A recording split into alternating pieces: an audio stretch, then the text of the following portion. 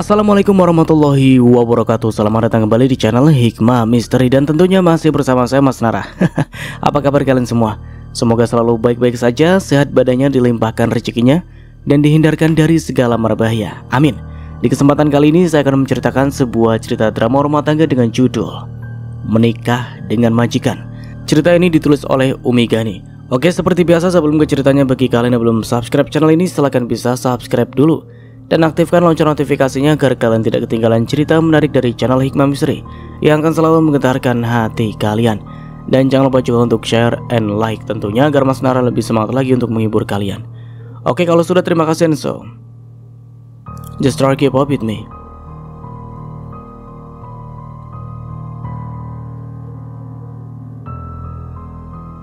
Bau busuk tiba-tiba menyeruak di indera penciuman. Beberapa pasang mata menatap tajam ke arahku sambil menutup hidung. Aku yang merasa berdosa kali ini berusaha seperti tak terjadi sesuatu. Di belakang terdengar saling tuduh. Aku rasa kentutku lebih ganas dari virus apapun. Dapat menyebabkan fitnah dan gangguan pernafasan. Sial.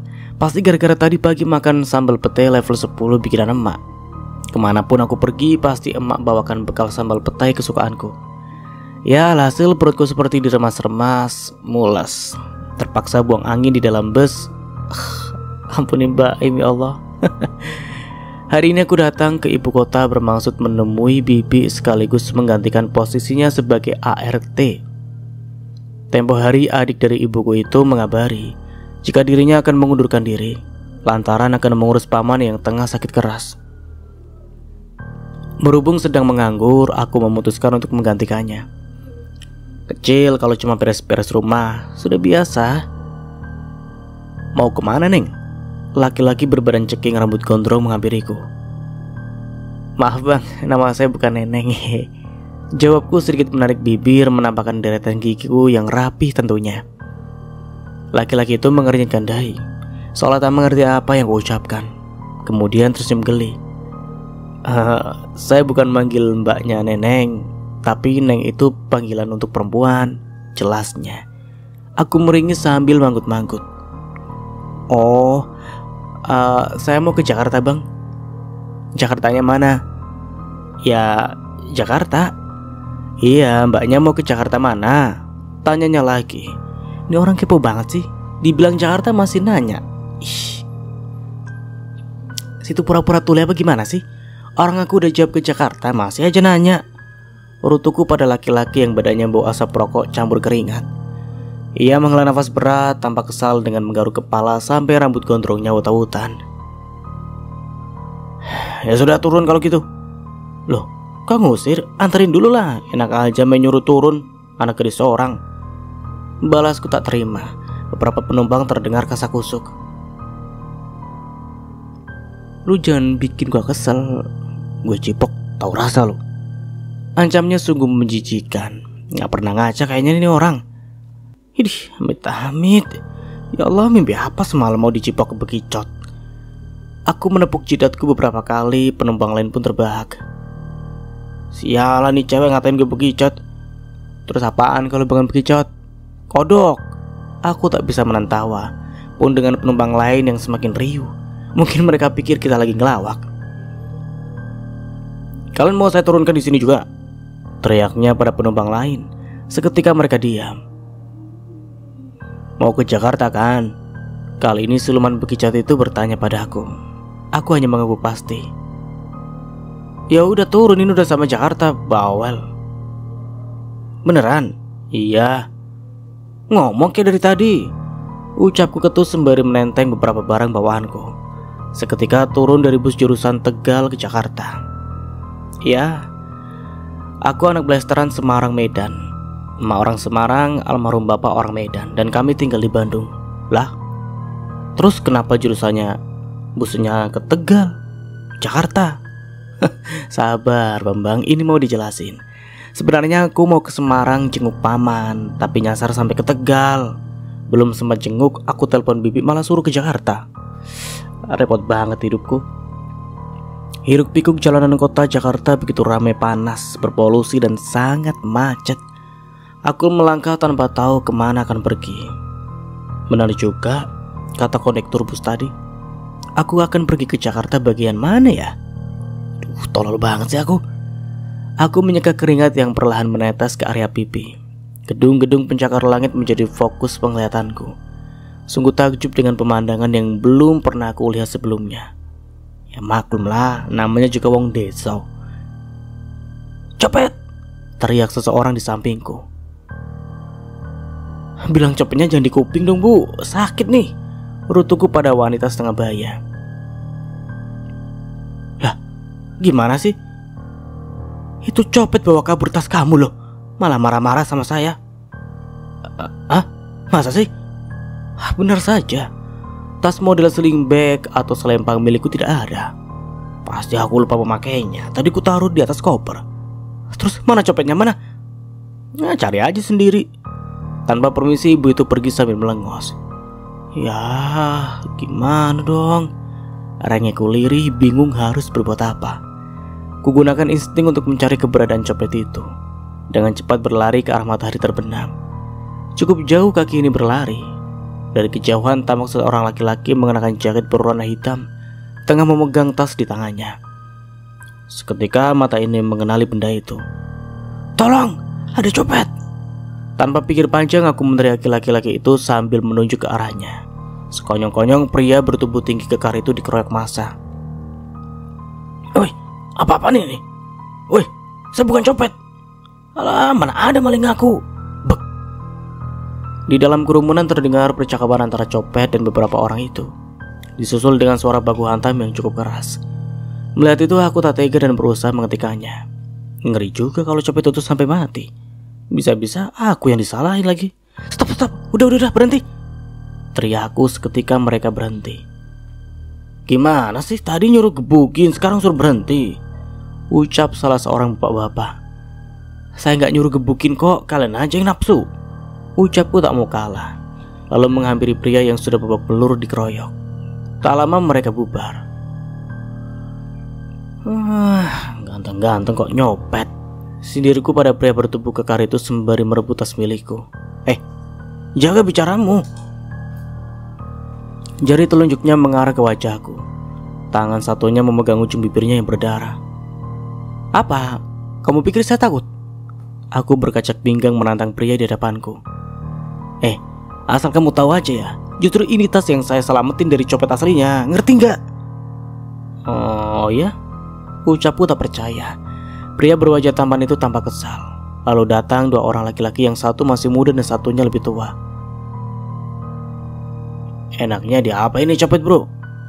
Tanya pemuda itu sambil menarik baju laki-laki yang lebih tua di sampingnya. Kasih tuh cewek aja, serakek, mau diapain? Jawabnya sinis menatapku. Aduh, mampus aku. Jadi bukan kamu copetnya? Tanyaku tak enak hati. Ia menarik satu sudut bibirnya lalu melipat kedua tangan. Lu pikir muka gue itu ada tampang copet apa? Aku meringis sambil menggaruk kepala yang tak gatal. Rasa maluku kini lebih besar. Memang gak ada tampang copet sih. Lebih cocok jadi suamiku. Kenapa diem? Ucapnya lagi. Maaf mas, saya nggak tahu copet aslinya. Pas lihat masnya bawa tas saya ya, saya pikir masnya copet, sanggahku. Tiba-tiba jantungku berdebar saat pria itu mendekat. Tatapannya bernafsu bak singa buas yang akan menerkam mangsanya. Astagfirullah, mau ngapain coba? Semakin aku mundur ia semakin maju, lebih dekat dan sangat dekat. Aku memejamkan mata pasrah. Aduh, ampuni aku ya Allah. Mulut kamu bau pete, bisiknya. Aduh, demi Tuhan rasanya ini kayak saat jempol kaki gak sengaja nabrak kaki kursi. Celeng, aku semakin merapatkan kedua mata ini. Sungguh aku tak ingin melihatnya lagi. Malu, andai aku punya kekuatan menghilang. Aduh, sudah sedari tadi aku gunakan. Astagfirullahaladzim. Aku tersentak kaget melihat wajah penjabat asli berdiri di depanku saat membuka mata. Pria tadi sudah tidak ada. Syukurlah. Semoga saja aku tak pernah bertemu lagi dengannya. Hampir saja harga diriku tercabik-cabik olehnya. Memang siapa dia ya? Berani-beraninya mempermalukan diriku meskipun aku malu beneran sih. Mbak, apa? Katanya mau traktir saya makan, tanya pencopet itu. Ia memegang perutnya dan memasang wajah penuh harap. Sepertinya itu alasan dia mencopet, kelaparan. Akan tetapi sesulit apapun keadaan kita, tak seharusnya menghalalkan segala cara lah untuk bisa makan. Hanya orang-orang lemah yang memiliki pikiran picik seperti itu. Dan aku takkan pernah mengampuni seseorang pencuri. Dih, kata siapa? Tanyaku heran. Kata mas-mas yang tadi. Ngarep, masih bagus gak aku bawa ke kantor polisi? Hih. Aku mengibas rok panjang yang kukenakan, lalu pergi meninggalkan pria berkumis itu. Azan maghrib berkumandang, aku masih belum tahu harus kemana mencari bibi ya. Baterai ponselku lowbat, tak ada yang bisa aku lakukan selain berdoa. Semoga saja ada malaikat yang hilaf mau membantu gadis malang ini. Aku pergi ke masjid untuk menunaikan kewajiban sebagai seorang muslim. Saat tidak ada yang bisa aku mintai tolong, masih ada Allah yang siap mendengarkan semua permohonan. Ya, meski aku bukan wanita solehah, setidaknya aku wanita tulen. Apaan sih? Duh, ngelantur kan? Aku suka gitu orangnya, suka agak oleng kalau lagi stres. Ya maklum, kurang kasih sayang. Mbak, maaf lagi ngapain di sini? Tanya seorang bapak-bapak. Ia mengenakan kopiah hitam dan sarung kotak-kotak. Maaf juga pak, bukannya saya nggak sopan ya. Pak, ini masjid pak, bukan warteg. Ya mau sholat lah pak, masa mau makan sih? Balasku sambil tersenyum manis. Iya, biar si bapak kelepek-kelepek.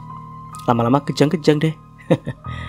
Iya mbak, ini masjid, tapi ini tempat untuk makmum laki-laki mbak. Jawabnya santai. Autonya endar. Benar, kulihat beberapa makmum perempuan berkumpul di arah sana. Aduh, fik nih aku yang kejang-kejang hari ini. Si bapak malah ikut melebar senyum, pasti senyumannya sambil ngakak dalam hati. Namun aku tak mau lihat seperti orang memalukan. Oh iya pak, saya tahu kok. Saya kesini itu sebenarnya nyari suami. Beneran sholat di masjid apa enggak? Jadi saya mau masukin aja deh. Ya udah pak, saya permisi dulu.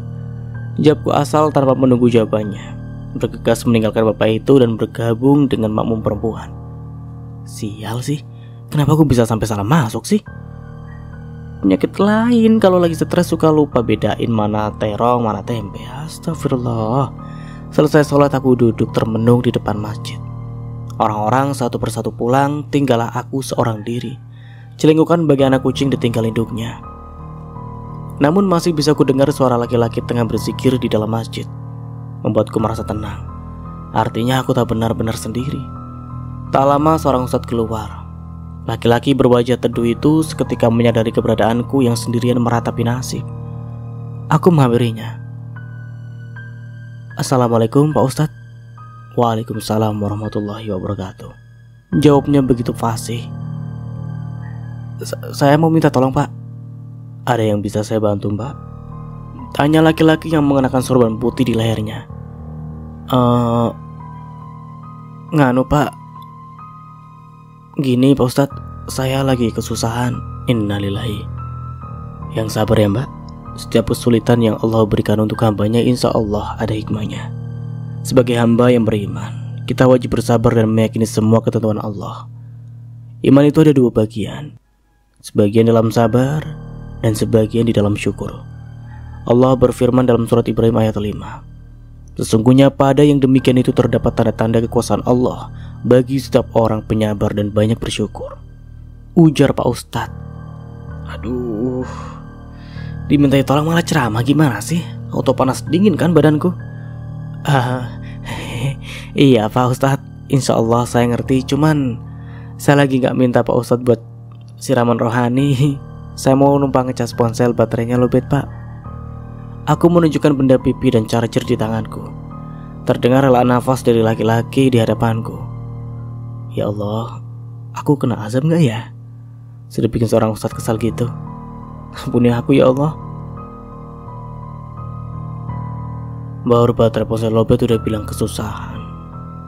Gimana kalau suaminya digondol pelakor? Ujar Pak Ustadz begitu makil. Sekate-kate banget nih Ustadz, untung aku belum kawin. Pak Ustadz bisa tolong ulangi lagi omongan tadi? Saya mau putar ulang lagu Rosa, biar kayak di sinetron ikan terbang itu. Belasku kesal, Pak Ustadz tanya terkekeh. Sepertinya Pak Ustadz juga hafal lagu yang kumaksud. Bisa aja kamu ya. Ya udah sana masuk, bilang sama Pak Rudi numpang ngecas gitu. Saya permisi dulu. Maaf Pak Ustadz, Pak Rudi itu siapa ya? Marbo di sini dong. Masa mantan suami Rosa? Ih Pak Ustadz, bisa ngelawak juga. Tapi mantan suami Rosa itu Yoyo ya Pak? Bener gak sih? Ucapku sambil terkekeh. Terserah kamu lah, saya pulang dulu ya. Assalamualaikum. Pamitnya sambil berlalu. Waalaikumsalam. Aku kembali masuk masjid, meminta izin sama marbot bernama Pak Rudi. Numpang ngecas HP lumayan sambil beristirahat lah. Selang beberapa menit aku mencoba menghubungi Bibi. Beberapa kali tak ada jawaban, tak lama terdengar suara Bibi di seberang. Halo Salma, kamu di mana? Dari tadi Bibi cemas sama keadaan kamu, Dok. Ucap Bibi terdengar khawatir. Iya Bi, Salma nyasar nih. Ponsel Salma juga mati. Makanya gak bisa hubungin Bibi. Ya sudah. Sekarang kamu di mana? Biar Bibi jemput. Salma di masjid Bi, dekat Hotel Aduhai bintang 5. Ya sudah, Bibi langsung ke sana ya. Kamu jangan kemana-mana. Iya Bi, cepet ya Bi, Salma lapar. Iya Nduk, Bibi tutup dulu ya. Assalamualaikum. Waalaikumsalam. Aku kembali duduk di depan masjid. Memandangi langit malam di Jakarta, kata orang Jakarta itu keras. Jakarta itu banyak orang berkuasa. Tempatnya orang kuat lagi tak berperasaan. Mau bertanya sesaat di jalan, jiwa lemah tak dapat bertahan. Seperti lirik sebuah lagu dari Bang Iwan Fals itu, yang kurang lebih berkata bahwa kota ini menampar siapa saja saudaraku yang lemah. Lemah yang ditunjuk dalam syair tersebut tidak hanya orang berarti kepada orang yang miskin. Orang kaya pun ada yang lemah-lemah dalam pengertian tidak memiliki kekuatan untuk melawan atau bertahan dari serangan orang yang lebih kuat dan berada di atasnya. Selalu begitu. Yang terlemah diajar si lemah, sedangkan yang lemah diajar yang lebih kuat. Yang lebih kuat diajar yang terkuat. Benarkah? Namun aku bertanya-tanya, jika Jakarta sekeras itu, mengapa Jakarta begitu padat dan ramai? Menurutku sekeras apapun itu tetap saja menarik bagi banyak orang untuk datang dan tinggal. Seolah semua kisah yang menyeramkan malah membuat masyarakat dari daerah lain berlomba-lomba ingin mencicipi kerasnya kehidupan. Seolah kerasnya tanah di ladang yang menanti untuk digemburkan kurang keras bagi kehidupan mereka, sehingga semua berlomba untuk datang dan menyesaki kota ini. Entah apa, dan entah kenapa ada kesedihan di hatiku saat ini. Padahal bulan menyapa dengan indah, bintang pun berkelap-kelip memanjakan mata. Namun aku tak mampu menyapa mereka. Ada rasa nyeri yang menyeruak, membuatku hanya bisa diam menatap gelap. Aku teringat emak belum izin jika sebenarnya aku pergi ke Jakarta. Tempat yang selalu menjadi dongeng menyeramkan untukku. Entah apa yang membuat emak begitu benci dengan Jakarta. Mungkinkah ia memiliki kisah kelam di sini? Jangan-jangan utang emak banyak di sini. Segala perabot dapur dibeli dengan kredit. Emak gak bisa bayar, makanya kabur. Gimana enggak? Di kampung pun hobi kredit. Tak menutup kemungkinan kan? Ya dasar emak, gak takut kena azab. Nanti dibikin judul cerita baru tau rasa tuh. Jenazah tertimbun panci akibat kredit gak sanggup bayar. Aduh, ada-ada saja aku ini. Oke, 20 menit kemudian sebuah mobil cantik berwarna hitam berhenti tepat di depan masjid. Aku menunggu pemilik dari mobil itu turun. Mungkinkah seseorang pangeran yang Tuhan ciptakan untukku? Auto gigit ganti baju antara deg-degan dan otak yang menolak pikirannya itu. Mimpi jangan ketinggian woi. Biarin aja sih, omongan orang curut aja gak pernah aku gubris, apalagi bisikan setan. Namun aku terperanjat saat ternyata Bibi keluar dari mobil itu. Beberapa kali mengucap mata meyakinkan bahwa apa yang aku lihat tidaklah salah. Salma, teriak wanita berusia 40 tahun itu. Wajahnya sedikit berubah, lebih terawat dan masih terlihat muda. Berbeda saat beberapa tahun lalu kita bertemu, Bibi belum seperti ini. Jadi ART saja bisa merubah penampilan dan naik mobil keren. Gimana kalau jadi model ya? Kupikir wajah cantik Bibi hanya karena pakai kamera Oppo. Karena lihat story-nya di WhatsApp, ternyata benar ponselnya Oppo tampak jelas benda Bibi yang sedang digenggamnya. Aku semakin semangat menggantikan posisinya sebentar lagi. Bibi yang sudah tua saja bisa kelihatan muda. Apalagi aku, pasti kembali jadi sikot. Salma? Panggilannya lagi, suaranya membuyarkan, tatapan pun takjub. Ini beneran Bibi Ai? Tanyaku sambil menatapnya dari ujung rambut sampai ujung kaki. Namanya Bibi Aisyah, tapi dia lebih suka dipanggil Ai, biar keren katanya. Beliau adalah saudara emak yang paling dekat denganku, karena cuma Bibi Ai satu-satunya adik emak. Mereka 2 bersaudara? Bukan. Terus 9 bersaudara, namun hanya emak dan Bibi Ai yang masih hidup. Yang 7 keguguran waktu masih di dalam kandungan. Kata nenek, 9 kali hamil hanya 2 yang lolos hidup. Beruntung aku bisa lahir dari rahim emak, meskipun sengklek otaknya. Tapi berkat dia aku bisa hidup dan tentunya atas izin Allah. Iya Salma, iki Bibi, kamu apa kabar? Masya Allah, ayo Nduk. Ucapnya kagum, aku meraih tangan dan menciumnya dengan takzim. Alhamdulillah baik Bi. Bibi juga cantik, Salma kalah cantik malah. Balasku tulus. Kali ini aku gak bercanda guys, tulus dari hati yang paling dalam, sedalam sumur tetangga. Memang aku kalah cantik dari Bibi, tapi tetap menang muda lah. Cantik bisa dipermak, tapi usia tidak bisa berubah. Iyalah. Bisa aja kamu ya. Ya udah ayo kita pulang, keburu malam. Katanya kamu lapar. Ajaknya, aku mengangguk cepat dan menurut ajakannya. Kami masuk mobil dan melaju ke rumah majikan Bibi. Sepanjang perjalanan kami mengobrol tanpa henti. Tak lupa berkenalan dengan Asep, supir majikan sekaligus teman kerja Bibi. Keduanya bercerita tentang majikan mereka, namanya Gio Sanjaya, pengusaha muda dan ahli waris dari sang kakek bernama Sanjaya. Kakek Sanjaya hanya memiliki 1 orang putra, namun harus kehilangan sosoknya akibat kecelakaan bersama menantunya. Mendengar cerita mereka, pikiranku mulai kotor. Andai saja dia jodohku, pasti aku sangat bahagia menjadi Nyonya Gio gitu. Pasti hidupku akan bergelimang harta. Mimpi jangan ketinggian woi. Berisik, heran. Ternyata bukan cuma manusia saja yang julid, setan pun bisa julid. Tiba di depan rumah megah dan sangat indah, bergegas turun dari mobil. Netra ini tak berkedip. Gila. Ini sih bukan rumah tapi istana. Apa aku sanggup membersihkan rumah sebesar ini? Di luar saja sangat luas, bagaimana dalamnya ya? Aku terus memikirkannya. Salma, ayo masuk, ajak Bibi sambil menggandeng tanganku. Bi, ini gak salah masuk Bi? Aku bertanya tanpa melepas pandangan ke seluruh tempat ini. Gak salah masuk gimana? Kali aja Bibi salah masuk rumah. Ini bukan rumah keluarga Anam kan? Anam apa kuwi? Tipe HP? Bukan itu loh, keluarga artis yang sering bikin drama sama keluarga Kade. Oh, kecuali Raul Lemos. Seketika kami terbahak, ternyata Bibi hafal juga berita yang sedang viral. Dari dulu memang kita selalu nyambung dalam segala hal. Udah, jangan kebanyakan bercanda. Bibi kasih tahu ya, pokoknya kamu harus jaga sikap selama di sini. Bos Bibi itu orangnya gak suka bercanda. Dia juga disiplin dan gak suka dibantah. Terang Bibi, aku hanya mengangguk tanda mengerti. Auto penasaran dengan sosok bos yang Bibi maksud. Sehoror itu kah? Aku dan Bi Ai masuk. Tampak seorang laki-laki tengah duduk di ruang tepi depan sambil menelpon.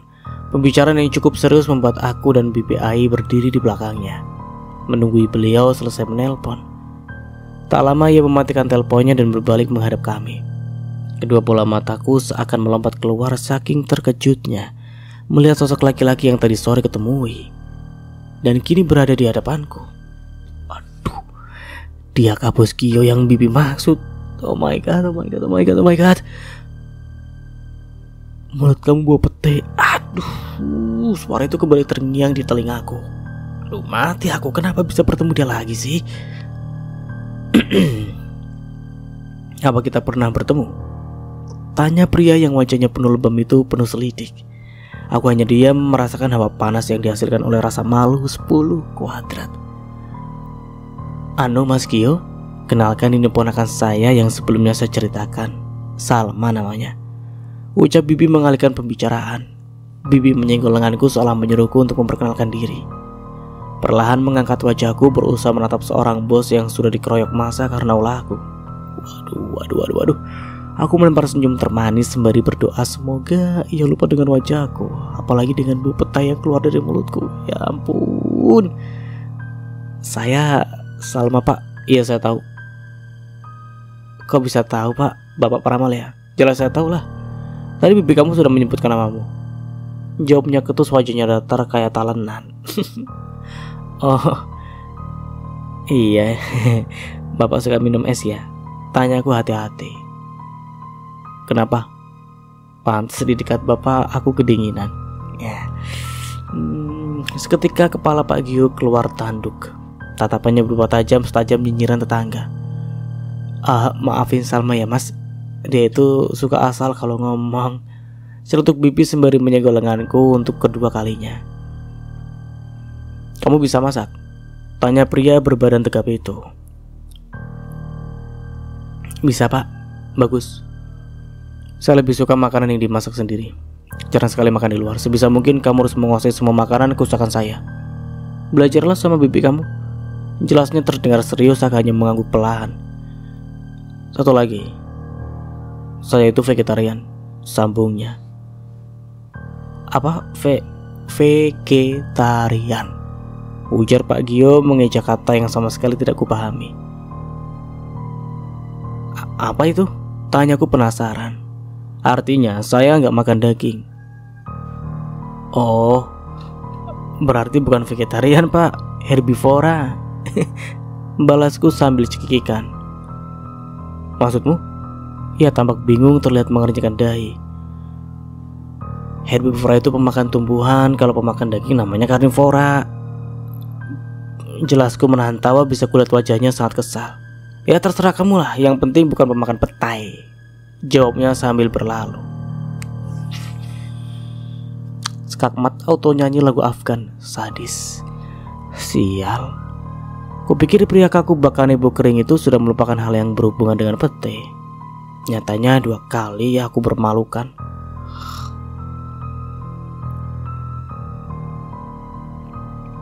Aku memutar lagu di ponselku yang judulnya Aisyah istri Rasulullah yang sempat viral dinyanyikan oleh pemain Fatih di kampung Jawara. Sudah Tondok, jangan nangis terus, udah kayak mau perpisahan sama pacar aja, ucap bibi sambil mengus pundakku. Udah gitu perpisahan masa lagunya Aisyah istri Rasulullah sih, ucapnya lagi. Seketika aku mendongak sembari mengelap ingus. Memang kenapa? Daripada lampu lingsir wangi. Astagfirullah, dikira bibimu ini memedih apa? Aku hanya terkekeh. Pagi ini Bi Ai harus pulang. Paman dilarikan ke rumah sakit. Kondisinya mulai melemah. Ia tak bisa berlama-lama di sini. Padahal aku belum tahu apa saja pekerjaan yang bisa aku lakukan setiap waktunya di sini. Namun siap tidak siap aku harus bisa melakukan semuanya sendiri. Sudah siap Bi? Suara Kas itu tiba-tiba muncul dari balik pintu. Dialah memedi sesungguhnya, makhluk pemakan tumbuhan alias herbivora. Aku mengulum senyum serama mungkin pada majikanku itu.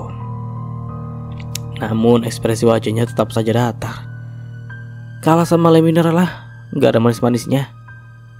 Sudah mas, balas bibi. Pak Gio akan pergi ke stasiun mengantar bibi. Naik kereta akan lebih cepat sampai dibandingkan naik bus. Hari ini Asep izin tidak masuk, anaknya sakit. Ya sudah, kita langsung jalan aja, keburu siang. Bibi hanya mengangguk, kemudian mulai mengangkut barang-barang ke dalam mobil. Pak, boleh nggak saya ikut ngantar bibi? Tanyaku di sela-sela membantu bibi mengangkat barangnya. Gak usah, saya mau langsung ke kantor, tolak laki-laki dingin itu. Ya boleh dong pak, saya kan harus mastiin bibi bisa pulang dengan aman, rayuku sambil memasang wajah penuh harap. Bibi yang mendengar itu hanya diam saja. Ia menghela nafas sebelum akhirnya setuju. Seketika aku kegirangan, persis saat mendapat THR di hari lebaran. Kami membelah jalanan kota Jakarta yang sangat padat. Hampir semua penduduk Jakarta pergi bersamaan memulai aktivitas, seperti pekerja sekolah maupun cuma ngabisin bensin. Suara klakson mobil saling bersahutan begitu ramai menghiasi perjalanan ini. sementara aku begitu menikmati. Hanya butuh waktu 15 menit untuk sampai ke stasiun. Setelah mengantar Bibi sampai ke tempat kereta yang akan ditungganginya, ia menyuruh kami langsung pulang, karena kereta sebentar lagi akan berangkat. Aku dan Bibi cipika-cipiki dulu sebelum akhirnya berpisah. Ia menghilang di balik kendaraan panjang itu. Udah kan acara perpisahannya? Saya mau ke kantor. Kamu pulang sendiri? Celutuk Pak Gio terdengar sinis. Bapak kok kayak ibu tiri sih? Kenapa? Ada Bibi saja sok manis dan berwibawa. Giliran Bibi saya sudah pergi menelantarkan saya. Tega banget. Apaan sih? Jangan kebanyakan drama. Saya bersikap manis karena saya menghormati bibimu. Jadi jangan harap saya bisa bersikap manis dengan perempuan pemakan petai kayak kamu. Tanpa permisi ia berlalu meninggalkan gadis pemakan petai ini. Sungguh terlalu. Tunggu dong Pak, teriakku dengan nafas yang tersengal-sengal karena mengejar langkah pria yang mengenakan jas hitam itu. Untung ganteng. Apalagi? Bapak serius nyuruh saya pulang sendiri? Nanti kalau nyasar gimana? Ia terdiam seperti sedang berpikir. Tampak wajahnya yang penuh kedilemaan. Sejenak melirik arloji di tangannya. Ya sudah, saya antar kamu pulang. Cepat masuk, ditanya sembari memakai kacamata hitamnya. Yes, gak tega kan? Gampang banget dirayu. Itu suatu pertanda bahwa segala apapun laki-laki pasti akan luluh juga pada wanita. Kayak gitu kali. Cepetan Salma, teriaknya di dalam mobil. Siapa? I'm coming. Duh Pak Gio, udah gak sabar ternyata semobil sama aku. Ngapain kamu duduk di sini? Tanyanya saat aku sudah duduk di sampingnya. Ya, masa saya duduk di bagasi Pak? Emang saya barang? Emang kamu istri saya duduk di depan gitu? Makjel banget, kate-kate banget kalau ngomong. Oh, berarti saya mesti nikah dulu sama bapak biar duduk di depan ya? Salma, suara naik 1 oktav dari sebelumnya membuatku sekonyong-konyong turun dan kembali masuk duduk di kursi belakang. Halo? Iya Pak, sekarang. Oh gitu. Oke Pak, kirim saja alamatnya, saya segera menyusul. Pria yang kutaksir masih jomblo itu tengah berbicara dengan seseorang lewat telepon. Aku yang sedari tadi diam hanya menikmati suasana kaku ini. Maklum, mobil sama Momedi. Tak lama kami berhenti di sebuah kafe. Tampak jelas tulisan di depan bangunan yang tak begitu luas itu, namun cukup ramai pengunjung. Wah, saya nggak nyangka bapak ngajak makan saya di sini, ucapku tanpa ragu-ragu. Pria di depanku itu seketika berhenti melakukan aktivitasnya. Ia tengah membuka sabuk pengaman.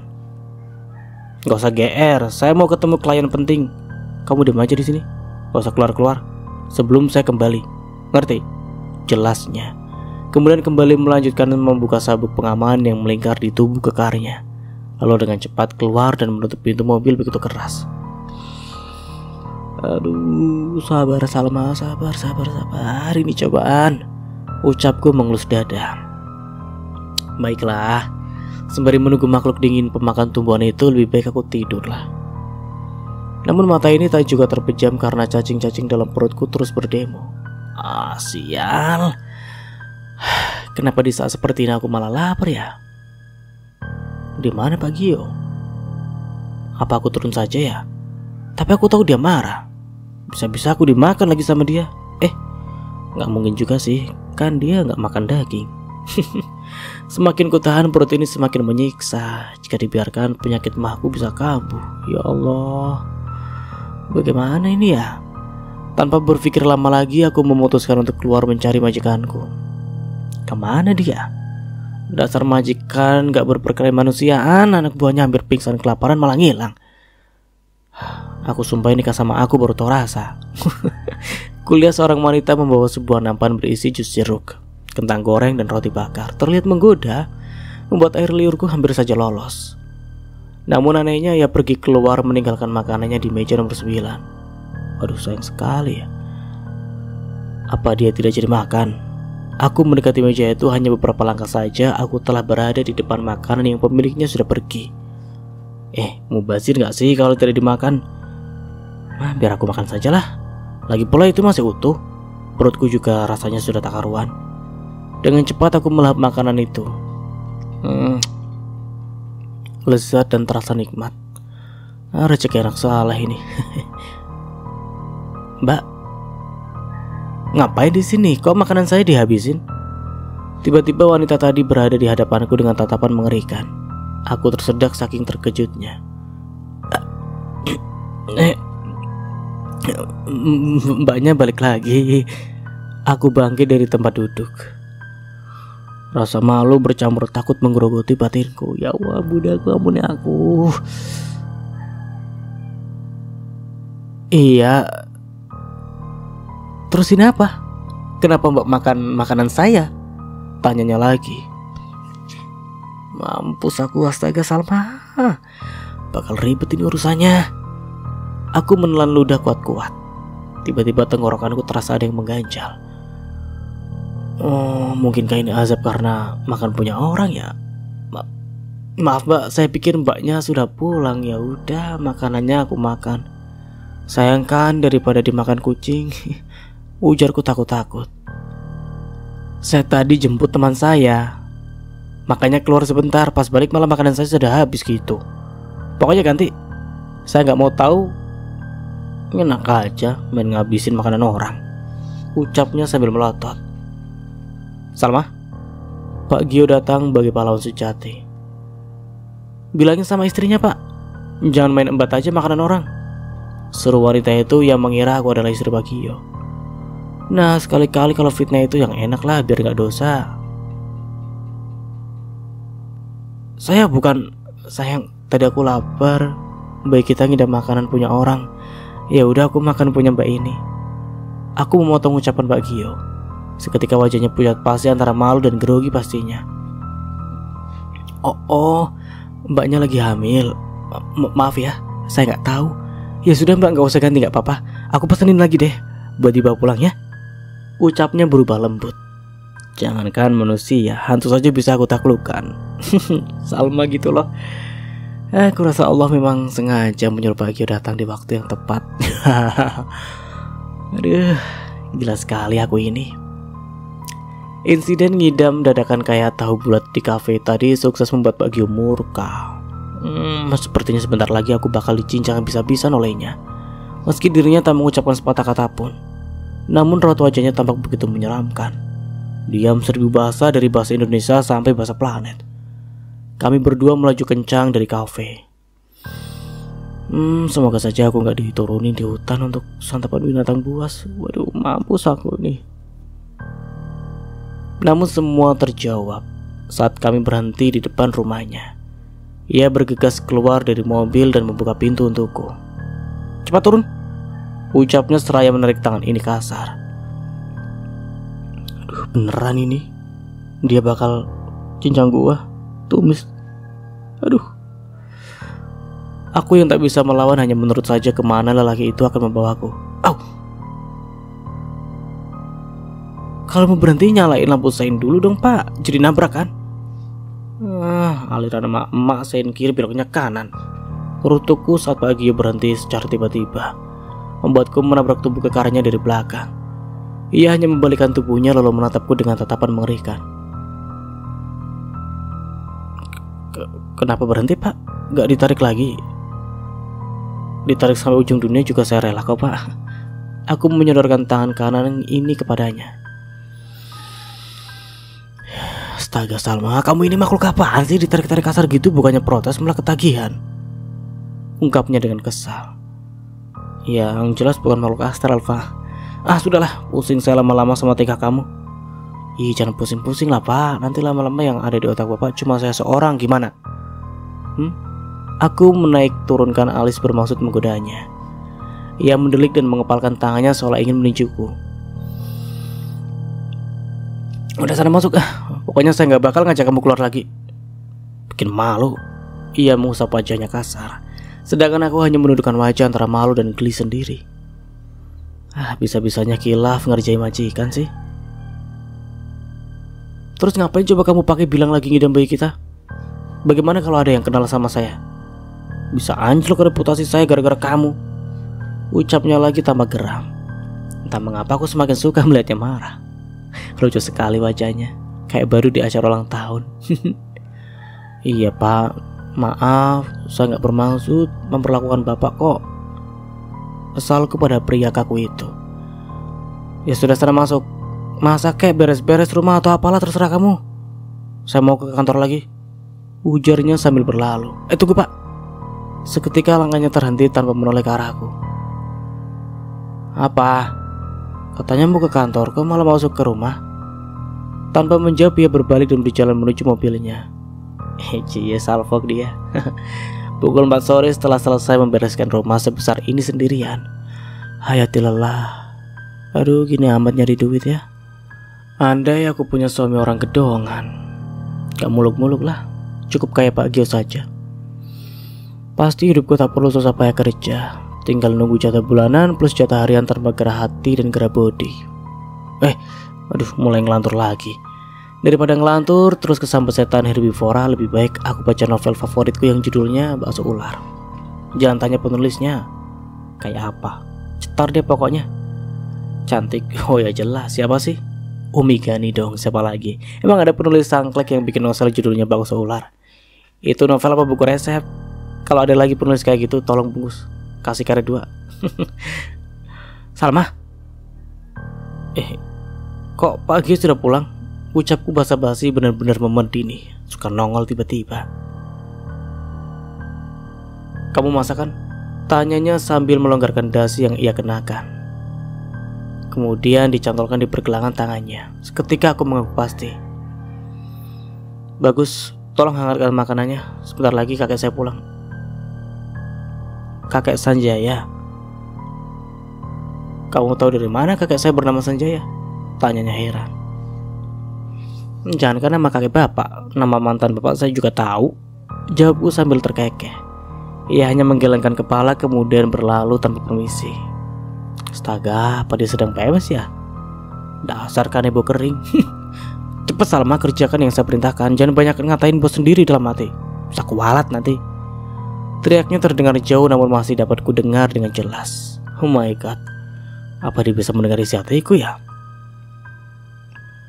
Sekonyong-konyong aku berlari ke dapur mengerjakan apa yang menjadi perintahnya. Namun di saat aku tengah menyajikan beberapa menu makanan yang ku buat, samar-samar terdengar suara Pak Gio memanggilku. Tanpa pikir panjang aku bergegas mencari sumber suara, yang ternyata berasal dari kamarnya. Aku menelan ludah kuat-kuat. Apa yang akan dilakukan Pak Gio ya jika aku masuk ke kamarnya ya? Waduh, jangan-jangan ini akal bulat Pak Gio. Gimana kalau ternyata dia cuma mau mengambil kesempatan dalam kesempitan? Aduh, ini si ujian terberat dalam sejarah hidupku. Gimana ya ini ya? Masuk enggak, masuk enggak, masuk. Oke, masuk. Pak Gio, panggilku lirih. Salma, bukan pintu kamar mandi, saya kekunci. Teriaknya sambil menggedor-gedor pintu. Loh, kenapa bisa kekunci pak? Apa yang harus saya lakukan? Ucapku panik. Dobrak aja dari luar. Apa? Dobrak? Saya nggak sekuat itu pak. Coba dulu. Oke, akan saya coba. Tanpa membuang waktu aku mundur beberapa langkah. Mata ini fokus pada pintu kamar mandi dan di hadapanku. Ya, brak. Bunyi pintu yang beradu dengan tubuhku begitu memekakan telinga, bersama dengan tulangku yang terasa remuk. Aduh, bukan pintunya yang roboh, justru aku terpental saat ternyata pintu itu terbuka dari dalam. Sorry Sal, saya baru sadar kalau pintunya bukan ditarik ke dalam. Cara bukanya tapi didorong keluar, ujar pria sialan itu tanpa berdosa. Bapak ngerjain saya ya? Ucapku marah. Sorry, saya benar-benar lupa, baru kemarin pintunya diperbaiki. Saya masih suka lupa kalau sekarang cara bukanya didorong bukan ditarik. Iya benar, balasnya sambil meringis. Makanya di pintunya itu dikasih tulisan didorong gitu biar gak lupa. Sampai makan korban gini kan sakit tahu. Aku mengumpat saat menyesal telah membuang waktu demi sesuatu yang unfaedah. Iya maaf, sini saya bantuin. Pak Gio membantuku berdiri. Sepersekian detik mata kami beradu. Harum tubuh Pak Gio membuatku dak-dikduk tak karuan. Terlebih dengan posisi kami yang saat ini tak berjarak. tentu saja membuatku semakin salah tingkah. Yo, ketahuan kan? Suara seseorang membuat kami tersentak kaget. Terlihat beberapa orang berdiri di tengah pintu, menyaksikan kami berdua dalam keadaan setengah berpelukan. Seketika kami melepaskan pegangan satu sama lain lalu menatap wajah-wajah penuh selidik. Oh, jadi benar yang dikatakan Pak Salim kalau Mas Gio masukin perempuan di rumahnya sendiri, dan sekarang perempuan itu sedang hamil, ucap salah seorang di antara mereka. Mendengar itu aku dan Pak Gio saling melirik penuh tanda tanya. Kami sama-sama syok. Apa maksud perkataan pria berambut putih itu ya? Ada apa ini? Jangan asal bicara, Pak. Ini rumah saya. Seenaknya kalian masuk ke sini tanpa permisi dan berbicara sesuatu yang tidak ada buktinya. Jawab Pak Gio tak terima. Sudah ketangkap bahasa masih aja ngelak. Kami sedang menggerebek kalian. Hah? Balas pria itu lagi berbeda dengan yang lain. Hanya dia menatap kami tak suka. Kami digerebek. Oh my god, atau pingsan ini. Kami berada di ruang tamu. Aku duduk bersisian dengan Pak Gio. Dua orang pria duduk berseberangan dengan kami. Pak RT duduk di antara kami dan dua pria di sana. Tiga orang pria lainnya berdiri di belakang dua pria itu. Suasana yang cukup tegang. Rasa-rasanya kami seperti sedang melakukan sidang isbat menunggu keputusan hari raya. Kebat-kebit mau pakai baju baru. Sesekali aku dan Pak Gio saling melirik, tentunya dengan perasaan dan kegelisahan yang sama. Pasalnya kami telah menjadi tersangka perbuatan yang sama sekali tidak kami lakukan. Semoga saja ini hanya salah paham. Aduh Gusti. Jadi ini rasanya digerebek sama warga. Berasa jadi wanita sundal. Awas kalian. Sudah mencoreng statusku sebagai perempuan baik-baik. Bakal tak ulek kalian semua. Jika saja ada satpam yang mencegah segerombolan makhluk itu, pasti tidak ada penggerebekan seperti ini. Satpam di rumah ini baru beberapa hari ini mengundurkan diri. Entah apa sebabnya. Pak Gio belum sempat mencari pengganti. Begini Mas Gio, saya selaku RT ingin menengahi permasalahan ini supaya tidak ada kesalahpahaman. Silakan kalian berbicara sesuai apa yang terjadi. Jangan ditutup-tutupi atau ditambah-tambahkan. Pak RT memecah keheningan. Ia mulai berbicara terkait penggerbekan tadi. Tapi ini gak benar, Pak. Cara kalian memasuki rumah saya dengan mengatakan penggerbekan itu sangat mengganggu, ucap Pak Gio berusaha menyangkal tuduhan warga. Loh, kelakuan Mas Gio apa tak mengganggu kenyamanan kami sebagai tetangga? Saya mengatakan hal demikian karena berdasarkan fakta yang akurat. Dan saat kami datang kalian berada di satu kamar kan? Pria yang rambutnya sudah banyak ditumbuhi uban tak mau kalah. Ia tampak ngotot memancing emosi Pak Gio. Terlihat tangan majikanku itu mengepal sampai otot-ototnya menonjol. Tenang, bicarakan semua dengan baik-baik. Pak RT dengan cepat melerai kedua belah pihak yang sama-sama saling tegang. Astaga, baru kali ini aku tak bisa melakukan apapun ya. Mana aku perempuan sendiri lagi, takut dikeroyok. Silakan Pak Karyo, ceritakan apa yang menjadi dasar Bapak menuduh Mas Gio melakukan perbuatan yang tidak seronok. Lanjut Pak RT. Begini Pak, sebenarnya saya juga dengar dari Pak Salim, ucap pria bernama Karyo. Pak Gio berdecak sambil tersenyum sinis. Ngotot tapi gak punya bukti sendiri, ucapnya. Pak Karyo tampak menyenggol lengan pria di sampingnya, yang tak lain adalah Pak Salim. Mereka saling melirik dan saling memberi kode, seolah hanya mereka yang tahu apa yang akan mereka katakan. Begini Mas Gio,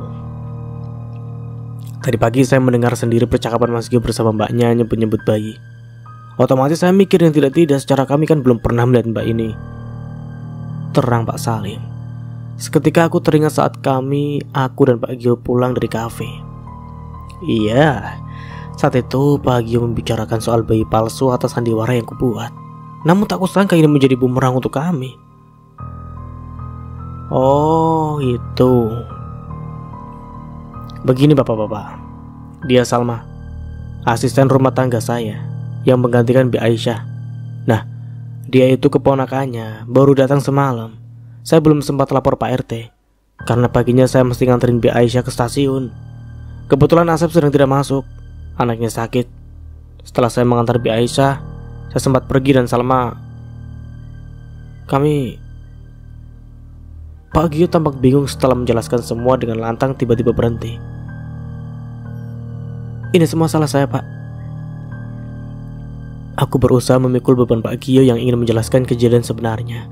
Namun sepertinya ia malu atau risih. Entahlah, biar aku aja lah. Kamu gak akan kuat, Ferguson. Kini tatapan mereka beralih kepada aku.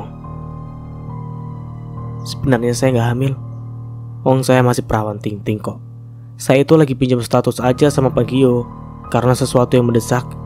Gak ada maksud apa-apa. Jelas kepada mereka. Tetap saja Mbak, laki-laki dan perempuan berada dalam satu rumah tanpa ada orang lain sudah menimbulkan fitnah. Apalagi kami sudah memergoki kalian di kamar berduaan, berpelukan lagi. Pak Salim menyangkal kebenaran yang kukatakan.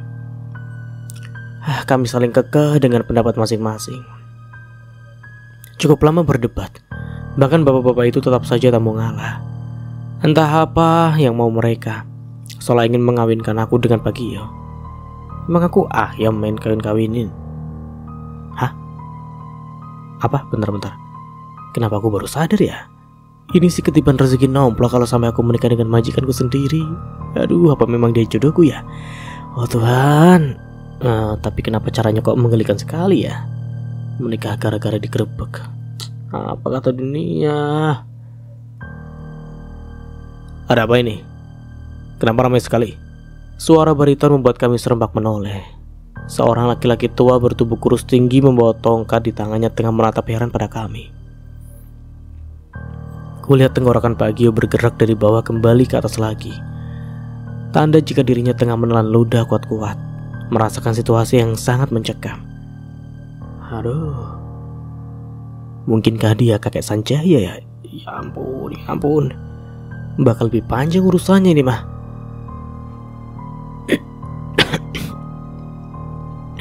Kakek, ucap Pak Gio lirih, kemudian menatap ke arahku. Selamat sore Pak Sanjaya.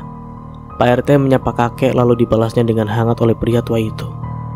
Suasana semakin tegang saat Pak RT selaku penengah mencoba menceritakan duduk permasalahannya.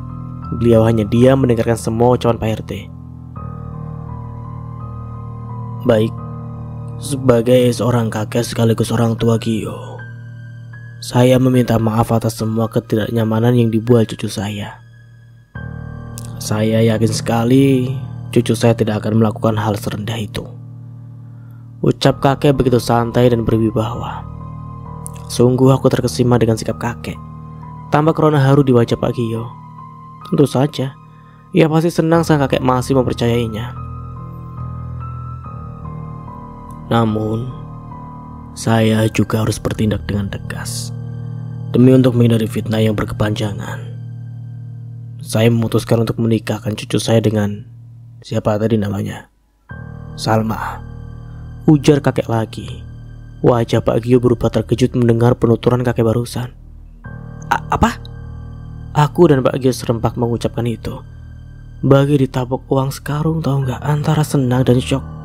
Aduh, tolong cubit aku. Gimana Salma? Kamu mau menikah dengan cucu kakek? Tanya kakek. Aku sih yes. Nggak tahu kalau Mas Anang. Jawabku tanpa basa-basi. Kapan lagi, ya enggak sih? Ditawarin pria ganteng plus tajir, ya kan? Diem kamu, ih. Bisik Pak Gio. Aku hanya meringis sambil mengacungkan dua jari memberi kode kata peace.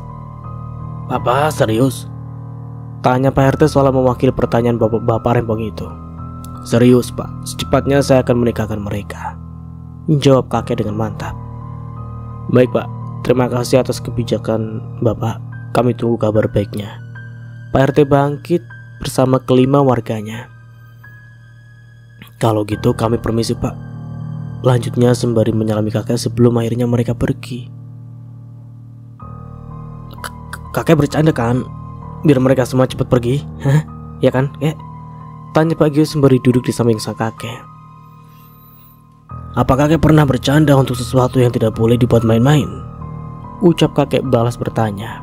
Pak Gio tertawa terpinggal-pinggal mendengar jawaban kakek. Seketika aku terpana. Baru kali ini melihatnya tertawa puas padahal gak ada yang lucu. Bapak sehat Pak? Aku menyentuh kening Pak Gio, memastikan suhu badannya panas atau dingin. Ternyata panas dingin. Pasti grogi mau kawin sama aku nih. Apaan sih? Pak Gio mengibaskan tanganku. Kakek pun ikut tertawa. Kamu itu aneh Gio. Saya diajak bercanda gak merespon, giliran diajak serius malah ketawa. Ucap kakak sambil geleng-geleng. Jadi kakek beneran mau nikahin aku sama Salma? Iya. Kakek mengangguk pasti. Yang benar saja kek. Kami itu baru ketemu dan Gio gak tertarik sama makhluk aneh kayak dia. Tolak terdengarnya nyelekit. Kamu mau cari yang seperti apa lagi? Gonta ganti pacar terus, ujungnya cuma diselingkuhi. Sekarang biar kakek yang pilihkan istri untuk kamu. Kakek yakin Salma itu perempuan baik-baik, dan kakek rasa kamu cocok sama dia. Jawab kakek membuatku melayang. Baru kali ini ada yang memujiku begitu tulus. Aduh, jadi pengen salto. Aku hanya tersenyum malu. Pak Gio mengusap wajahnya kasar lalu pergi meninggalkan kami tanpa permisi. Bapak mau kemana? Seruku pada pria yang tengah berjalan menuju pintu keluar. Mau cari Ustadz, balasnya tanpa menoleh. Mau belajar hijab kabul ya? Enggak, terus mau ngapain? Ya buat ngerukyah kamu. Jawab Pak Gio sebelum akhirnya hilang di balik pintu. Kakek hanya terkekeh. Ngapain nyari Ustadz buat merukyah aku? Padahal cukup cinta kamu aja udah bikin setan yang menempel di tubuhku pada minggat. Aduh, sejak kapan aku jadi bujan begini ya? Apa mungkin sih? Apa mungkin benih petai benih cinta maksudnya mulai bersemi di hatiku? Iya gak sih? Aku menyiapkan sarapan untuk kedua pria yang rumahnya sedang aku tempati. Ya, ART sebentar lagi naik pangkat jadi nyonya. Apa lo? Masak apa ini? Kok baunya enak banget? Puji kakek yang tiba-tiba sudah duduk di depan meja makan. Kakek, Salma masak nasi goreng, kakek mau? Tawarku sambil mengelap piring dan sendok. Sepertinya ini sangat enak. Apalagi kalau dikasih petai. Pasti lebih nikmat. Ucapan kakek berhasil mencuri perhatianku. Kakek suka petai. Seketika ia mengangguk kemudian membalikkan piring di hadapannya, bersiap menikmati hidangan yang sudah tersaji di atas meja. Berarti kita sehati kek. Kapan-kapan saya buatin makanan dengan campuran petai. Dijamin kakek suka pokoknya. Ucapku seraya menyendok nasi goreng ke dalam piring, lalu memberikannya pada laki-laki tua itu. Kakek tertawa kecil sambil mengelus pucuk kepalaku. Benar ya? Katanya. Aku membalasnya dengan mengacungkan jempol. Lalu harum parfum khas Pak Gio menyapa indera penciumanku. Seketika mencari pemilik parfum itu. Gio, kamu mau kemana? Tanya kakek saat Pak Gio berjalan tanpa menyapa kakek atau calon istrinya ini. Kenapa aku jadi kepedean gitu sih? Gio buru-buru kek. Mau ketemu klien? Balasnya dengan datar. Gak sopan kamu ngeliat ada kakek di sini. Main ngeloyor aja. Protesnya pada sang cucu rasain tuh. Iya maaf, kan Gio udah bilang lagi buru-buru. Pak Gio mengelak sambil menatap sinis ke arahku. Ku balas dengan mengedipkan mata kiriku. Seketika wajahnya berubah kaget. Hari ini gak usah ke kantor, biar nanti kakek hubungi Sandi untuk menghandle itu. Kamu ajak Salma ke mall beli keperluannya sekalian ke salon, biar kelihatan lebih cantik. Oh my god, demi apa kakek begitu perhatian pada aku? Padahal kami baru beberapa jam bertemu loh. Sungguh aku terharu. Ada saja Pak Gio yang punya inisiatif seperti itu. Pasti aku gak akan nolak. Aduh, kakek tuh ada-ada aja deh. Gio gak bisa ini. Ini tuh lebih penting dari kecantikan makhluk gak jelas itu. Tolaknya terdengar nyelekit. Kakek gak mau tahu. Pokoknya hari ini kamu harus ajak Salma pergi. Anggap saja kencan pertama sebelum kalian benar-benar sah jadi suami istri. Ucap kakek lagi. Rasa-rasanya kalau ada kakek begini aku bakal menang terus deh dari Pak Gio tanpa perlu melakukan apapun. Aduh, kakek bagikan malaikat untukku. Gimana Salma, kamu gak keberatan kan? Tanya kakek padaku. Aku sih yes kek, gak tahu kalau Pak Gio gimana. Pandanganku beralih menatap Pak Gio.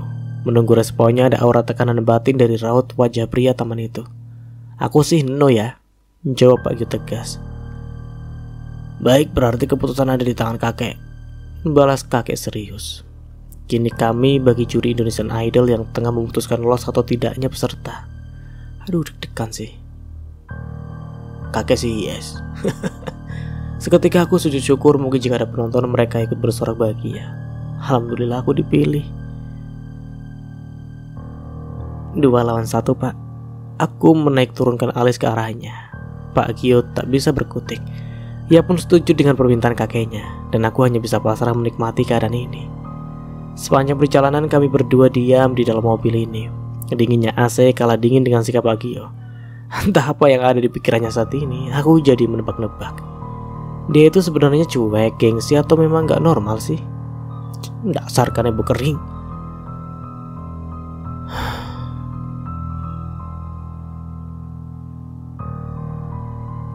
Kau tahu? Kau tak butuh diriku, aku patung bagimu. Cinta bukan kebutuhanmu. Hidup dengan siapa, aku tak tahu kau siapa. Kau kekasihku tapi orang lain bagiku. Kau dengan... Bisa diam gak sih? Potong Pak Gio saat aku tengah menyanyikan lagu Agnes Mo yang judulnya Teruskanlah. Punya suara juga ternyata. Saya lagi fokus nyetir. Gak usah ganggu nih, ucapnya dengan jutek. Teruskanlah kau begitu. Aku kembali meneruskan lagu itu dengan nada tinggi, lalu diam tak bersuara saat melihat tatapannya begitu menakutkan. Kami kembali terdiam sampai tiba di suatu tempat. Sebuah tempat di mana para wanita memanjakan anggota tubuh yang mereka miliki supaya lebih terawat dan cantik. Iya, salon sesuai permintaan kakek. Sepertinya ini akan sangat menyenangkan. Betapa tidak. Aku bahkan tidak pernah potong rambut di salon. Rambutku selalu dipotong oleh emak. Buang-buang duit, tinggal potong doang, ngapain pergi ke salon segala sih? Begitu kata emak. Baru saja kami akan masuk, ponsel Pak Gio berdering. Kamu masuk duluan, nanti aku nyusul, ucap Pak Gio. Oke Pak, jangan lama-lama ya. Pintaku karena aku tak bisa jauh darimu. Hai, Pak Gio hanya mengangguk. Kemudian mulai berbicara dengan seseorang di ponselnya. Aku berjalan menuju bangunan yang cukup ramai saat ini. Kurasa ini bukan salon ecek-ecek deh. Ini semua tampak luas dan mewah. Ada yang bisa saya bantu mbak? Tanya seseorang wanita cantik. Ia begitu rapi dan menarik karena pakaian yang dikenakannya. Kemeja putih dirangkap dengan blazer hitam dipadu rok pendek berwarna hitam, tampak elegan di tubuhnya yang ideal. Saya mau dibikin cantik, mbak bisa? Ucapku tanpa ragu-ragu. Bisa sih, tapi... Ia memandangku dari ujung rambut sampai kaki penuh selidik. Kenapa? Mbaknya ragu saya gak punya duit buat bayar. Tanpa basa-basi aku mengucapkan hal itu. Ya jelas lah, tampilan kamu aja udah kayak pembantu. Tiba-tiba seorang wanita ikut menimpali. Terdengar mengejek dengan tatapan tak suka. Jangan lihat profil mbak, biasanya ketipu. Banyak di luar sana yang ngakunya banyak duit padahal utangnya di mana-mana. Persis sama di foto kayak Selena Gomez, pas lihat aslinya kayak ban kempes. Aku menekan kata terakhir yang kuucapkan pada perempuan berambut panjang itu. Maksud lu apa? Enggak ada maksud sih, cuma mau kasih tahu aja, biar mulutnya jangan asal jeplak. Acining diri ono ing lati, ngerti? Please jangan nyanyi lagi deh, serius ini. Jiwa premanku meronta melihat orang sentimen kayak dia. Kenapa pada ribut di sini? Wanita yang kurasa adalah pemilik dari salon ini berusaha melerai kami. Dasar gak jelas, penampilan kayak pembantu aja belagu, umpatnya. Perempuan yang rambutnya panjang sebokong kayak kunti itu melengos sambil mengibaskan rambutnya. Ingin sekali melihat punggungnya, jangan-jangan dia berlubang lagi. Salma, ada apa? Pak Gio datang dengan wajah bingung. Ia berdiri di belakang perempuan ondel-ondel itu. Gio, ucap perempuan itu saat menoleh ke arah belakang. Seketika wajah Pak Gio berubah malas. Bentar. Apa mereka saling kenal? Gio, kamu ada di sini. Mau ngapain? Jangan-jangan kamu ngikutin aku ya? Cerocosnya sangat menggelikan. Sepertinya mereka ada atau pernah ada hubungan di antara Pak Gio dengan perempuan itu. Aku minggir. Jangan gangguin calon suami orang, seruku pada perempuan itu sambil mendorong pelan pundaknya. What? Calon suami? Perempuan itu tampak syok mendengar ucapanku. Terlebih saat aku menggandeng tangan Pak Gio. Anehnya Pak Gio diam saja. Ya bahkan sangat ikhlas dan menikmati.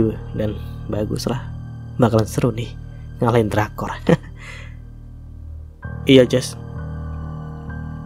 dia calon istriku, ungkapnya tegas. Allahu Akbar, bagi disambar petir di sang bolong. Benarkah yang dikatakan Pak Gio barusan? Perempuan yang dipanggil Jess itu melotot tak percaya. Gak mungkin, kamu pasti bercanda kan Gio? Bukannya kamu yang bilang sendiri kalau kamu gak bisa ngelupain aku? Ungkapnya sambil memegang tangan Pak Gio. Oh mantan, gak tahu malu ternyata. Aku semakin gemas dengan tingkahnya. Cantik-cantik kok budek. Lain kali duitnya sisihkan buat beli cotton bud, jangan buat nyalon doang, seruku sambil berlalu. Tentunya masih menggandeng tangan Pak Gio.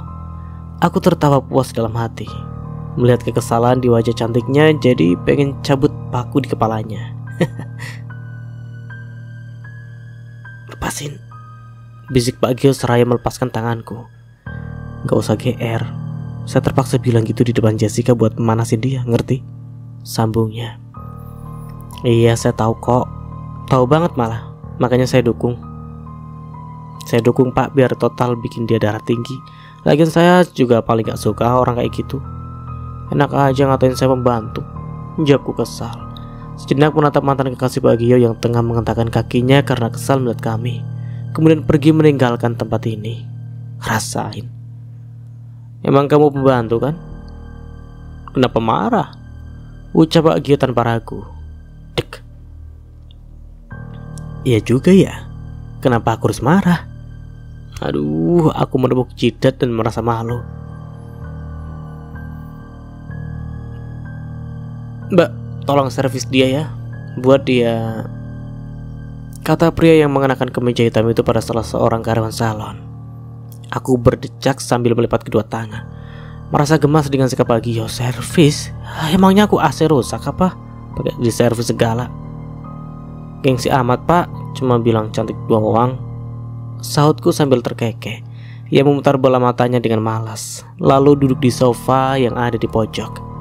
Sedangkan aku mulai melakukan ritual demi ritual, dari mulai cream bath, perawatan wajah dan lain-lain. Sumpah sih ini sangat melelahkan. Mending rebahan sambil nonton TV sinetron azab deh. Heran sama orang-orang yang hobi nyalon berjam-jam.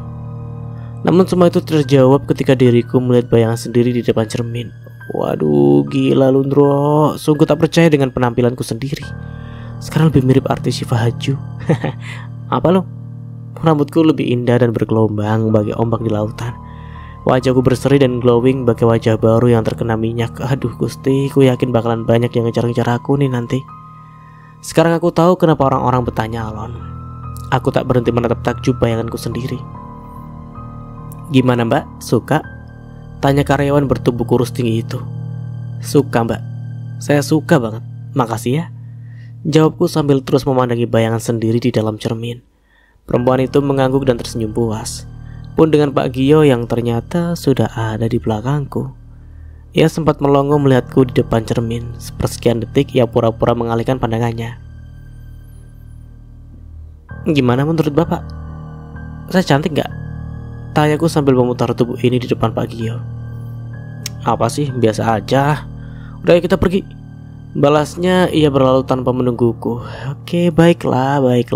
Mungkin kamu gak kuat lama-lama menatapku, tapi nanti saat kita sudah sah, pasti kamu gak bakal sanggup jauh-jauh dariku. Aku kembali dibuat senang bisa berada di mall, tempat yang sama sekali tak pernah aku kunjungi, hanya bisa melihat dari luar. Itu pun tak sebesar ini, karena pandanganku yang tak bisa berhenti menyapu seluruh isi gedung bertingkat-tingkat ini. Aku sampai tak fokus melihat ke depan. Seorang anak kecil tak sengaja menampar aku dan Pak Gio secara bersamaan. Minuman yang ia bawa harus tumpah mengenai baju kami. Hei, hati-hati kalau jalan, seru Pak Gio memarahi anak itu. Maaf om, tante, aku gak sengaja. Ucapnya begitu ketakutan. Jangan kasar gitu pak sama anak kecil. Dia gak sengaja kok, bisikku pada pria yang wajahnya terlihat kesal. Gak apa-apa dek, lain kali hati-hati ya. Aku berusaha menenangkannya. Seketika ia mengangguk mengerti apa yang kumaksud. Aduh, maafin anak saya ya mbak. Tiba-tiba seorang wanita datang menghampiri kami, mengaku sebagai orang tuanya. Gak apa-apa kok bu, namanya juga anak kecil, kataku lagi. Kemudian mereka pergi. Ya usah bete gitu pak, aku cari baju ya, biar kita gak masuk angin. Bapak tunggu di sini. Ia hanya mengangguk pelan sebelum akhirnya aku pergi mencari benda yang aku maksud. Tak butuh waktu lama, aku langsung menemukan benda itu dan memberikannya pada Pak Gio. Ia pun menuruti meski wajahnya masih sangat bete. Kami sama-sama pergi ke toilet untuk berganti baju. Kini aku sudah berganti baju mengenakan kaos berwarna putih, ya sangat pas di badanku. Tak lama Pak Gio muncul mengenakan kaos berwarna hitam yang kubelikan tadi. Keren sih. Tunggu, Salma. Apa-apaan ini? Pak Gio memperhatikan baju yang kupakai. Kenapa? Baju kita sama? Enggak, aku menggeleng. Ini apa? Pak, apa ini? Ia menginjak tulisan di kaos yang dikenakannya, lalu beralih pada kaos yang kupakai. Mama, ucapnya tampak syok. Seketika aku tertawa. Ya, kini aku baru sadar kalau baju yang kami pakai adalah couple atau sepasang. Bahkan tulisannya sangat keren, mama papa. Ya salam deh, kupikir tulisan begitu cuma ada di mug keramik yang biasa buat ngopi atau ngeteh manja gitu. Gak lucu banget sumpah. Mending aku pakai baju basah daripada pakai baju ginian. Kamu sengaja ya? Ih, mana saya tahu pak, yang milihan kan penjualnya kok. Beneran deh. Aku berusaha meyakinkan pria unyu di depanku. Ingin sekali aku tertawa tapi urung kulakukan. Bisa-bisa dia tantrum di sini lagi. Udahlah, ini keren pak, kita jadi kompak, ucapku sambil terkekeh. Kulihat orang-orang mulai menatap aneh pada kami. Sesekali mereka berbisik dan tertawa kecil. Keren apaan coba, yang ada aneh. Udahlah kita pulang aja, balasnya masih tak suka. Hei jangan dong pak, kita kan baru masuk ke sini, sergahku. Namun ia tak mengindahkan permintaan itu. Bahkan Pak Gio berlalu tanpa memperdulikan aku. Kalau bapak pulang, saya akan buat nama bapak dicoret sebagai ahli waris kakek Sanjaya, teriakku kencang. Seketika langkahnya terhenti. Aku bahkan tak peduli dengan tatapan orang lain. Udah amat lah. Tak lama Pak Gio melanjutkan langkahnya. Sial, gak mempan lagi ancamanku. Oh my god. Kini aku kehilangan jejak pria menyebalkan itu. Bisa-bisanya ninggalin dia secantik sepertiku di tempat umum seperti ini. Aku tersesat dan tak tahu arah jalan pulang. Kemudian aku melihat seorang satpam tengah duduk di depan sebuah meja yang lebih mirip seperti mimbar dengan mikrofon kecil menjulang di atas meja itu. Bergegas aku ke sana. Selamat siang pak, sapaku pada pria yang mengenakan seragam satpam itu. Selamat siang, ada yang bisa saya bantu? Jawab pria bernama Kusnardi itu. Tampak jelas nama yang tertera di baju seragamnya. Iya pak, boleh saya minta tolong? Boleh, minta tolong apa? Tanpa menjawab aku membisiki sesuatu pada Pak Kusnardi. Baik mbak, ucapnya saat setelah aku membisikinya. Sip. Pemberitahuan kepada saudara Gio Sanjaya ditunggu istrinya yang sedang hamil di lantai 2. Dia hampir pingsan karena lelah mencari bapak. Terima kasih. Ucap Pak Kusnardi terdengar menggema di seluruh penjuru mall. Kita lihat, apa pria itu akan tetap meninggalkan aku? Benar-benar beberapa menit kemudian Pak Gio muncul di eskalator tak jauh dari sini. Ia bergegas menghampiriku dengan wajah yang tak bisa dijelaskan. Anda Pak Gio? Tanya Pak Kusnardi saat Pak Gio datang. Seketika ia mengangguk dan aku memasang tampang seperti orang yang sedang sakit, lemas dan pura-pura mual. Kalau istrinya lagi hamil jangan ditinggal-tinggal dong pak, kasihan kalau terjadi apa-apa gimana? Ucapnya lagi. Iya pak, tadi saya salah menggandeng. Saya pikir istri saya, ternyata istri orang. Jawab Pak Gio. Salah gandeng istri orang. Bisa aja nih pentol korek. Yaudah kami permisi dulu pak, terima kasih. Lanjutnya sambil menggandengku. Siap-siap Salma, kau sudah membangunkan singa kelaparan.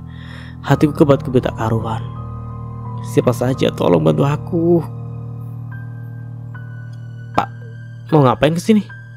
Aku bertanya pada Pak Gio saat sudah sampai di depan bangunan besar bertuliskan Hotel Aduhai Bintang 5. Pak Gio masih diam dengan sejuta rasa yang tak bisa kupahami. Ia kembali menyeretku kasar. Kali ini aku tak bisa lolos dari mukanya. Iya dong, ia benar-benar marah. Pria itu tak menjawab pertanyaanku, membuat hati ini semakin gelisah. Pak, kita mau ngapain di sini, Pak? Tanyaku lagi sembari berusaha melepaskan cengkraman tangan Pak Gio yang begitu kuat. Kita bikin bayi beneran, biar kamu gak perlu lagi bersandiwara, oke? Jawabnya begitu mengejutkan. Mampus aku. Benarkah yang diucapkan Pak Gio? Aduh Gusti, jauhkan setan di antara kami. Aku tak mau melakukan itu berdasarkan emosi. Sabar Pak, gak lama lagi juga kita akan ngerasain bikin bayi beneran kok. Tapi gak gini caranya. Aku terus berusaha melepaskan tangan Pak Gio. Namun tenaganya lebih besar dariku. Hanya bisa menurut dan pasrah meski hati ini tak rela jika sampai dia merenggut kesucianku.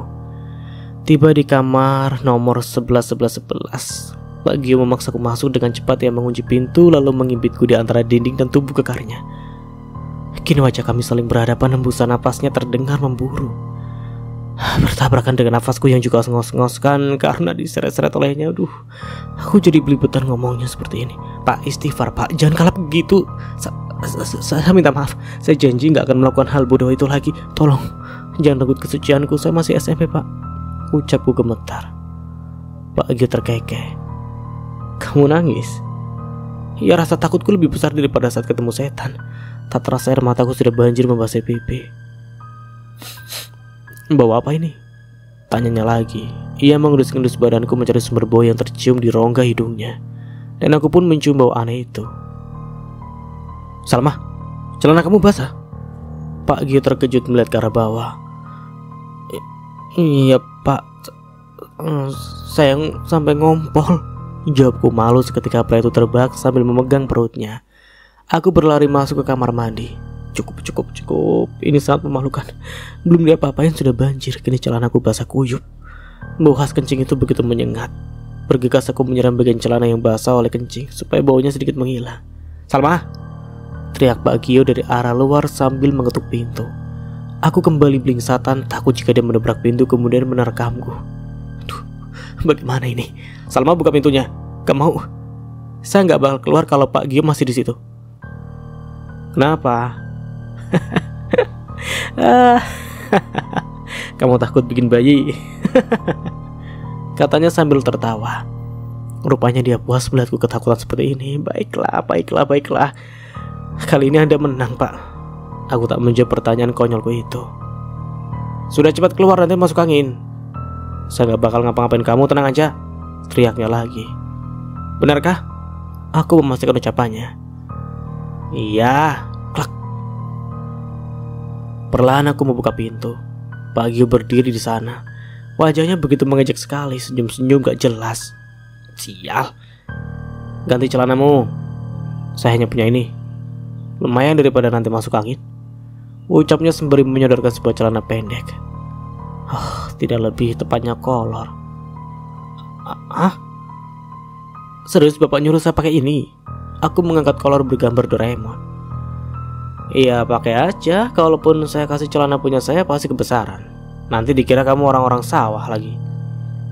Aku menatap kolor itu sedikit geli, membolak-balikan benda itu berkali-kali. Ini punya Bapak?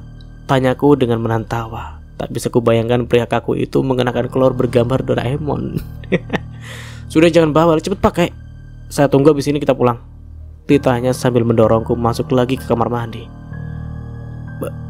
Benarkah? Maksud saya Bapak nggak jadi? Enggak. Saya cuma mau mengambil sesuatu yang ketinggalan. Semalam saya booking kamar ini bareng teman. Jelasnya seolah tahu apa yang ada di pikiranku. Aduh. Hampir saja aku kira dia benar-benar akan mengajakku membuat bayi. Beberapa saat kemudian aku keluar mengenakan kolor milik Pak Gio. Ia kembali terbahak.